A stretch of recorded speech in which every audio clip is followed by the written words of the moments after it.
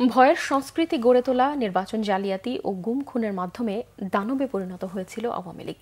এরই ধারাবাহিকতায় ক্ষমতা টিকিয়ে রাখতে জুলাই গণহত্যা চালিয়েছে তারা। মানবতাবিরোধী অপরাধের মামলায় শেখ হাসিনা সহ ৩ জনের বিরুদ্ধে যুক্তিতর্ক উপস্থাপনের প্রথম দিনে এসব তথ্য তুলে ধরেন চিফ প্রসিকিউটর তাজুল ইসলাম। এছাড়াও কর্মকর্তাদের বিরুদ্ধে জারি হওয়া গ্রেফতারি পরোয়ানা বিভিন্ন বাহিনীর দফতরে পৌঁছেছে বলেও নিশ্চিত করেছেন ট্রাইব্যুনাল। নাবিল জাহাঙ্গীরের রিপোর্টে বিস্তারিত। আরও এক ধাপ এগিয়ে শেষ ধাপে শেখ হাসিনা সহ ৩ জনের বিরুদ্ধে জুলাই আগস্টের মানবতাবিরোধী অপরাধের মামলার বিচার প্রক্রিয়া। রবিবার বিচারপতি গোলাম মর্তজা মজুমদারের নেতৃত্বাধীন ট্রাইব্যুনালে এই মামলার যুক্তিতর্ক উপস্থাপন শুরু হয়। পুড়িয়ে ফেললো, দাফন করতে দিল না, কবরস্থানে নিতে দিল না, জানাজা করতে দিল না। এদিন আওয়ামী শাসনামলের গুম খুন অপশাসনের বিভিন্ন পর্যায়ে তুলে ধরেন তাজুল ইসলাম।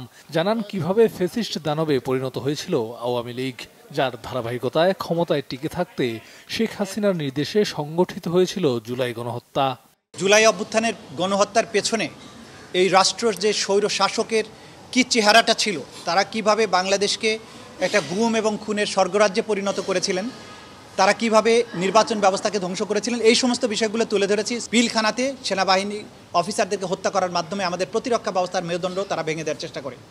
পরবর্তীতে গুম খুনের কালচার চালু করে, পরবর্তীতে নির্বাচন ব্যবস্থাগুলো ধ্বংস করে দেয়, তত্ত্বাবধায়ক ব্যবস্থাগুলো বাতিল করে, দুর্নীতি সর্বগ্রাসী রূপ পায়। এইটার মাধ্যমে একটা সাধারণ সরকার থেকে তারা ক্রমান্বয়ে একটা দানবে পরিণত হয়েছিল।